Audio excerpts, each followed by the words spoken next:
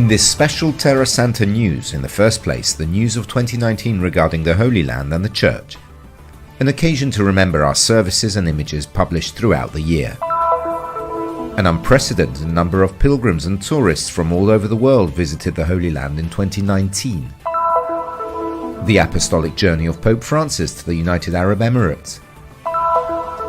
The 25th anniversary of the agreement between the Holy See and the State of Israel. Pray for Gaza, where everything is missing, is the plea of Monsignor Pizzaballa. The memories of Pope Benedict XVI's pilgrimage to the Holy Land 10 years ago. The 800 years since St. Francis's pilgrimage of peace to the Holy Land, from the Pentecost chapter to the overseas mission, from Assisi to Damietta, the encounter between St. Francis and the Sultan of Egypt, Al-Malik al-Kamil, an embrace of peace in the sign of dialogue between East and West, the 8th centenary celebrated throughout the world. These and other news commented by Monsignor Pierbattista Pizzaballa, Latin Archbishop of Jerusalem, and Brother Francesco Patton, Custars of the Holy Land.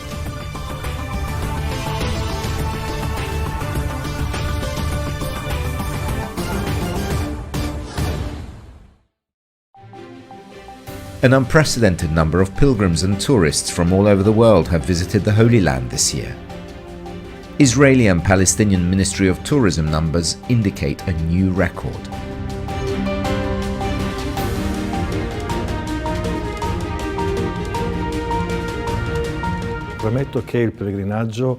I would like to point out that the pilgrimage is a fundamental part of the identity of this church.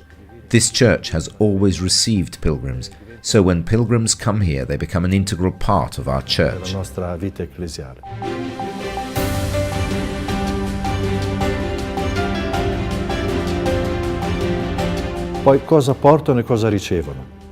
What do they bring and what do they get?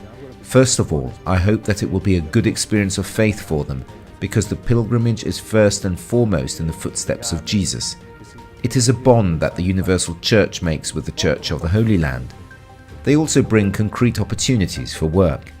A lot of work, especially for our Christians, which is a very beautiful and dignified way of sustaining the Christian presence.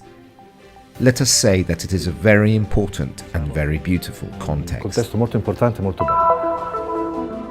The apostolic journey of Pope Francis to the United Arab Emirates and the document on human brotherhood for world peace and common coexistence. The first journey of a pope to the Arabian Peninsula.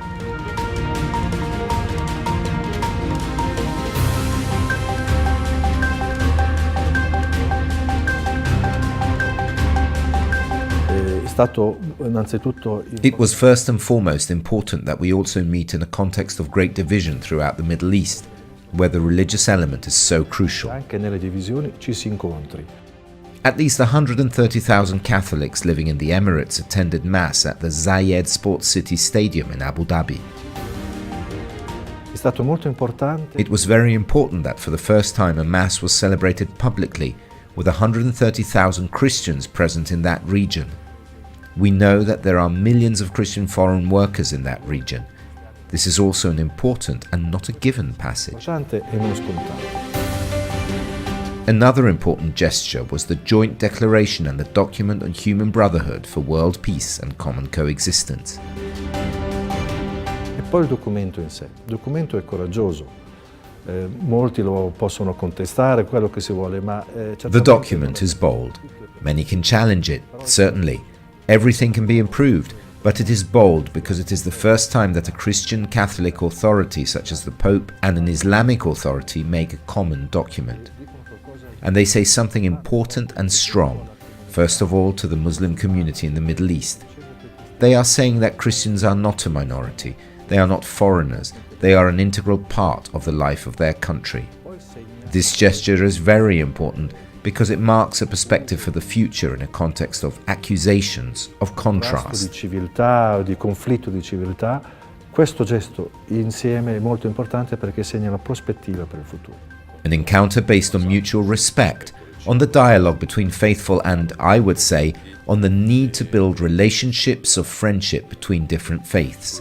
An important meeting not only for the Holy Land, but for the whole Arab world and even more so for all humanity. Non era presente come un discorso della Terra Santa, ma It was not only the Holy Land that was spoken about, but how we can live together as brothers everywhere, in the Holy Land, in Egypt, in Iraq, in Syria, in Yemen, how Muslims and Christians can live together as brothers. e tutto come può vivere insieme musulmani e cristiani come fratelli. It is still considered one of the achievements of the pontificate of John Paul II, the 25th anniversary of the agreement between the Holy See and the State of Israel. On March the 14th, during the meeting at the Apostolic Nunciature in Israel to celebrate the 6th anniversary of the pontificate of Pope Francis, Tsachi Hanegi, Minister for Regional Cooperation, stressed the importance of diplomatic relations between the Holy See and the State of Israel. Our relations are not based only on diplomatic and political ties, but on deep historical and spiritual ties. Monsignor Girelli, in his speech, also recalled that in 1994, following the signing of the Fundamental Agreement on December 30th, 1993, 2 diplomatic missions were opened, the Apostolic Nunciature in Jaffa, in Tel Aviv, and the Israeli Embassy in the Vatican. Since then, many common activities have deepened the relations, including the exchange of visits by the Supreme Pontiffs to Israel and by the Presidents of Israel to the Vatican. L'accordo di 25 anni fa è un accordo di riconoscimento tra Santa Sede e Stato di Israele, che è stato importantissimo, come And it was positive because it marked the relationship between the Jewish and the Catholic worlds. It was the seal of a journey that began with Vatican II and with Nostra Aetate. Now it has come to a full religious but also state recognition. Not much has changed in the life of the Church, because after this general agreement there is also an agreement that defined the status of the Church within the State of Israel, but this has not yet been concluded. Perché l'accordo prevedeva che dopo questo accordo generale ci fosse anche un accordo, una sorta di concordato che definisse lo status della Chiesa all'interno di Israele, ma questo non è ancora concluso. Pray for Gaza, where everything is missing, is the plea of Monsignor Pizzaballa. Unemployment is over 65%. There are few hospitals, children are suffering, there is no electricity and water. Today, according to UN data, 1.6 million people live in Gaza. There are less than 800 Christians. Ogni volta che si va a Gaza stringe sempre un po' il cuore. Sono 2 milioni di persone chiuse dentro che non possono uscire. Every time you go to Gaza, it always breaks your heart a bit. There are 2 million people locked inside who basically can't get out. They lack the normal, predictable aspects of everyone's ordinary life. I'm talking about water and electricity. These are goods that we take for granted, but in Gaza they can't. They only have a few hours of electricity a day, little contaminated water with incredible consequences on the lives of the children, a very high unemployment rate with a challenging outlook. It is hard to think about how the situation can change. Con difficili prospettive, è difficile pensare come la situazione possa cambiare. The faithful of the Latin Patriarchate are distributed in 4 countries, and each country has its own stories and dynamics that are different from each other. It is something completely different to be a Christian in Jordan, Israel, Palestine, or Cyprus. The serious emergency situation of refugees in Jordan. There are 3 million refugees in Jordan out of 7 million inhabitants. Una proporzione enorme. Il patriarcato A huge proportion. The Patriarchate alone cannot cope with such a serious emergency situation.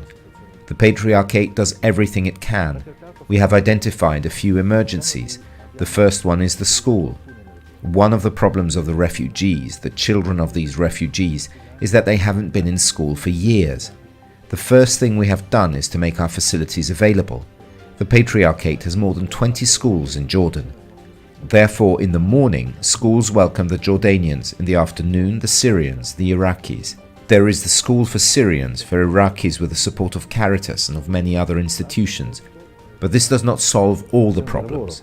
Una cosa che non si conosce è che molti di questi rifugiati non possono lavorare.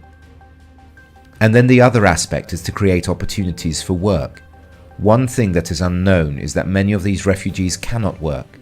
So you have to create work opportunities that are as achievable as possible, so that they can live on what they do, which is a more dignified way to support them. Che stanno lì per quanto possibile possono vivere di quello che fanno, che è un modo molto più dignitoso di sostenere. 10 years ago, the pilgrimage of Pope Benedict XVI to the Holy Land, the ordinaries of the Holy Land stressed that it will be difficult to forget Benedict XVI's authentic faith, his sentire cum ecclesia, feeling with the Church, his sense of duty and absolute fidelity and dedication, his example of intellectual honesty, simplicity and profound humility. C'era molta preoccupazione per la visita di Papa Benedetto perché veniva dopo quella di Giovanni Paolo II. There was much concern about Pope Benedict's visit because it came after that of John Paul II, who was incredibly successful. Pope John Paul II was the first to make all the gestures, the first to the weeping wall, the first to the mosques. It was a very important visit, especially for the Christian community. It was a very different context, evidently, because it happened after all the divisions, the problems. It was important because the focus was the support of the Christian community. The gestures were the same, but the context was completely different, and the speeches of Pope Benedict are still today a milestone for the life of the Christian community. Sono ancora oggi una pietra miliare per la vita della comunità cristiana. A recounted meeting admired over the centuries through documents, but above all, an iconographic description of various periods.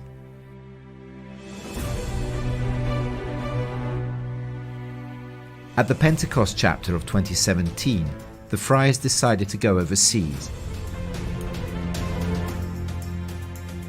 This chapter was a unique experience. There were many friars, and since they had no houses, they stayed in huts in the woods near the Porziuncola.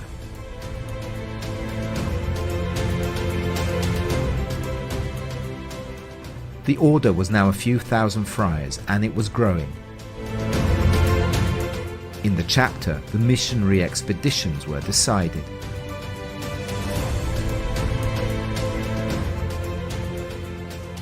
In 1219, when he was 37 years old, Francis embarked in Ancona and reached Damietta in Egypt, where the Crusader army was deployed against the Muslim army.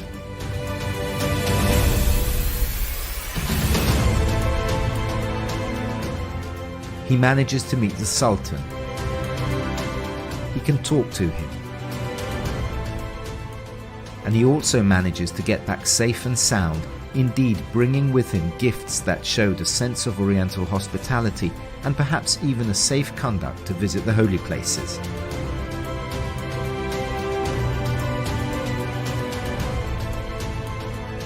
According to Brother Francesco Patton, Custos of the Holy Land, it is not only Francis who dares, but also the Sultan takes the risk of listening to this little friar, armed only with the greeting of peace, and who has come to speak to him about Jesus Christ. He certainly managed to speak to the Sultan. This is attested by historical sources. We find proofs within our order in the ancient biographies of Thomas da Celano, Bonaventura, and the others.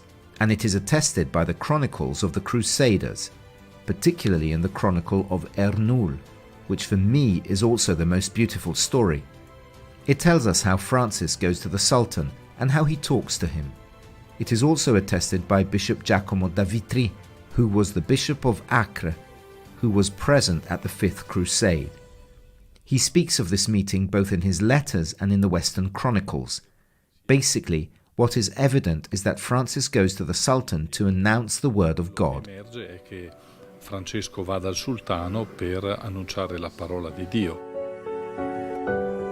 In the writings of Saint Bonaventura we read that the Sultan conceived so much devotion to him that he considered him worthy of much honor. He offered him precious gifts and urged him to extend his stay with him. In Assisi, in the sacred convent of St. Francis, in the exhibition on the 18th centenary of the meeting between Francis and the Sultan, one can observe the ivory horn with the inscription, "With this bell, Blessed Francis gathered the people for preaching, and beating those two sticks together, imposed silence on them."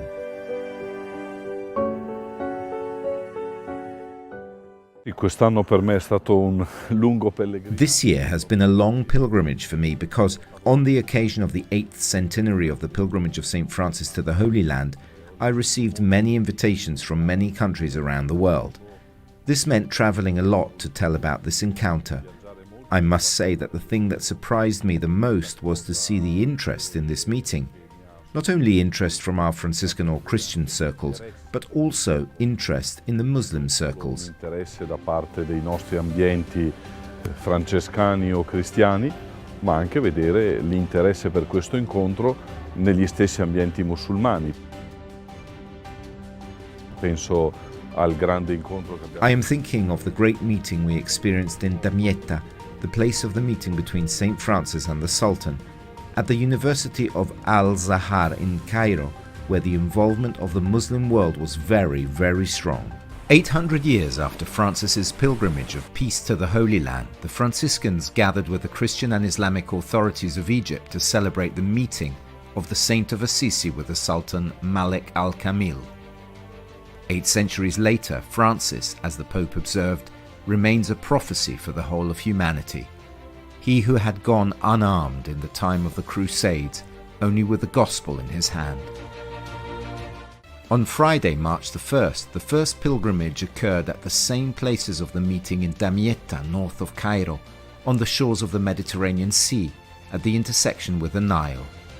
Cardinal Leonardo Sandri, prefect of the Congregation for the Oriental Churches and emissary of the Pope, was greeted with great joy by the governor of Damietta, together with the Minister General of the Friars Minor, Brother Michel Perry, Brother Francesco Patton, Custos of the Holy Land, the Apostolic Nuncio in Egypt, Monsignor Bruno Musaro, Brother Kamal Labib, Provincial of the Franciscan Province of the Holy Family in Egypt, the Custodial Vicar, Brother Dobromir Yatsal, Imam Mohammed Abd Fattah, and delegations of the Friars Minor from all over Egypt.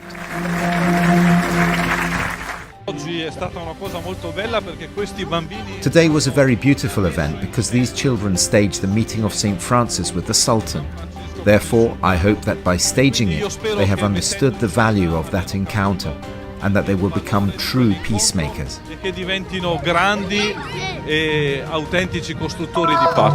On Saturday, March the 2nd, the University of Al-Azhar in Cairo, a key institution of Sunni Islam, opened its doors to welcome more than 600 guests. A conference on the theme, A Dialogue of Peace and Serenity, was organized together with the Franciscans of Egypt. The envoy of the great Imam Ahmad al-Tayyeb, the Grand Sheikh of Al-Azhar, together with various Islamic and Christian authorities, attended the meeting. In the speeches, there were themes related to the Islamic tradition, but also the contents of the declaration signed in Abu Dhabi, as well as thanks to the Franciscans for the wonderful mission of dialogue and peace in Egypt and in the rest of the world. I am very happy at this beautiful meeting that brought together brothers from all over the world and of all the religions. I hope that God will strengthen this true spirit of brotherhood, which aims to keep the world far from evil, aggression and terrorism, which distorted the image of Islam, the image of Christianity. Noi frati minori in Egitto 110 frati con complemento con i studenti.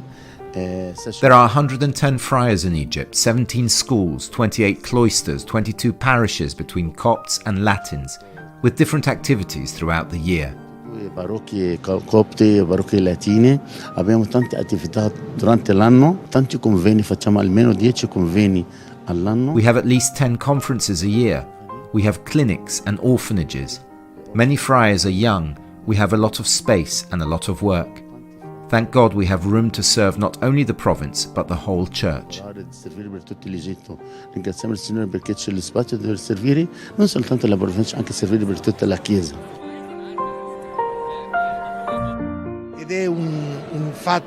It is a historical, prophetic fact of the new world that we hope will be, among all the religions, of peace, dialogue, understanding, never of violence, and even less of violence in the name of God, never of terrorism, never of the use of force. We ask for this new world through the intercession of the poor man of Assisi, who came without anything, only with his body, united to that of Jesus Christ. Con il suo corpo unito al corpo di Gesù Cristo. According to Brother Michael Perry, Minister General of the Friars Minor, the opportunity to relive the original Laudato Si and the Canticle of Creatures, and to rediscover that God is present in every person and that this is not a religious matter, is a matter of identity and of the fruit of humanity. Allora il segno di Damietta è che io posso andare incontro ad ogni... Therefore, Damietta's sign means that I can go and meet any other person knowing that I have a brother in front of me, not an enemy, and knowing that it is possible that the meeting takes place if there are mutual trust and acceptance. Qui c'è un minimo di fiducia reciproca e di accoglienza reciproca.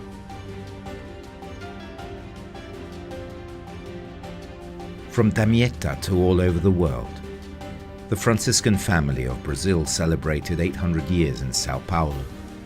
Friendship and dialogue was the theme of the meeting.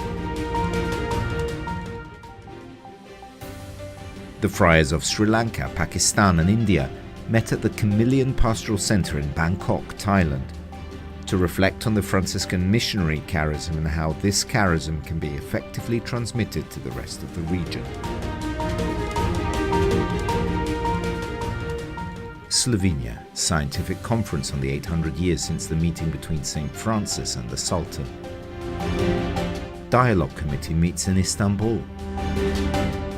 The Spirit of Dialogue in Vietnam. Commemorating Damietta in Germany and France.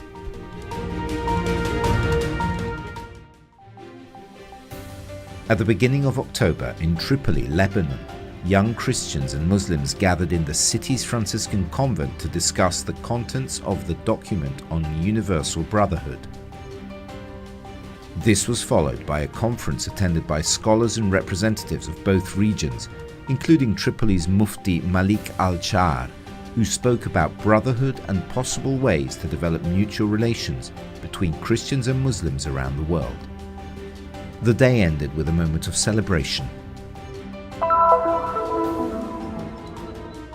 In October, an entire week was dedicated to Jerusalem for the 800th anniversary of the meeting between St. Francis and the Sultan. A series of conferences sought, first of all, to analyze the event from historical sources. With the help of professors and scholars from different disciplines, they analyzed the Franciscan, Crusader, and Muslim sources. What's left of that historical event? Great attention was given to the legacy of the encounter between St. Francis and the Sultan, to how this can be made relevant. Then the concert of the Magnificat Institute. Among the desks of this music school, which brings together Christian, Muslim and Jewish children and students, the meeting comes to life every day. A walk of peace for once in the plain of the mosques, following the footsteps of St. Francis, who opened the door of Jerusalem to his friars 800 years ago. The entrance, normally intended for Muslims only, is opened for the delegations of the Custody of the Holy Land and the Vatican. The director of the foundation, who administers the esplanade on behalf of the King of Jordan, welcomed the delegations.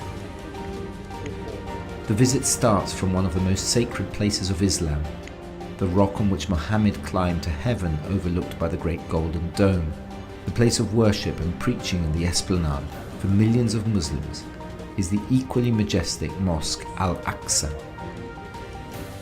One of the imams greets the Christian delegation on behalf of the Grand Mufti of Jerusalem. He describes the good coexistence between Christians and Muslims, remembers the times when he often visited his Coptic friends. The status quo violated in the Six-Day War is recalled by Sheikh Al-Khatib, who represents Jordanian authority. He says that Christians and Muslims want to keep together their respective holy places in the old city of Jerusalem. The esplanade is the most disputed because there stood the temple destroyed by Titus.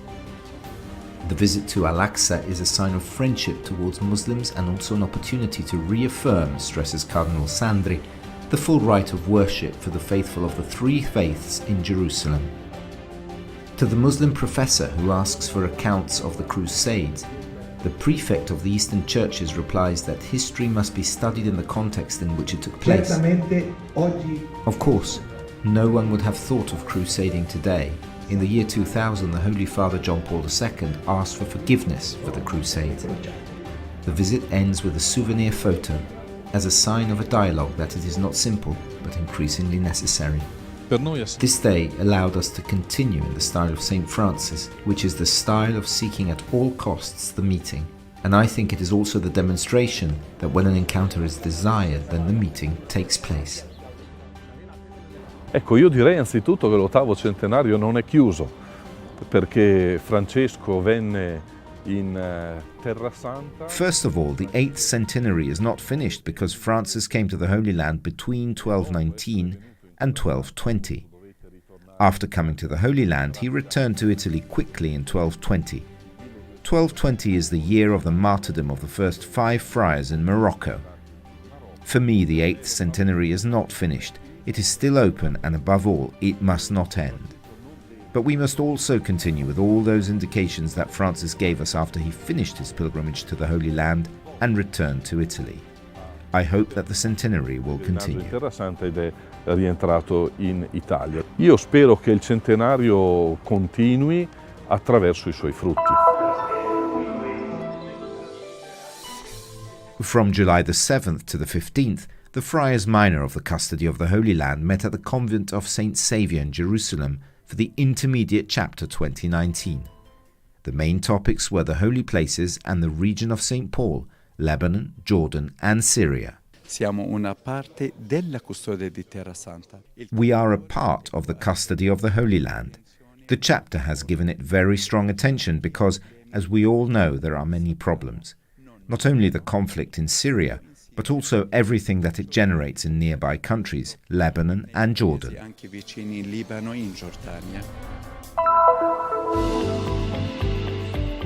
The path that will lead in the coming years to the second phase of the restoration work inside the Basilica of the Holy Sepulchre in Jerusalem has now entered into full swing.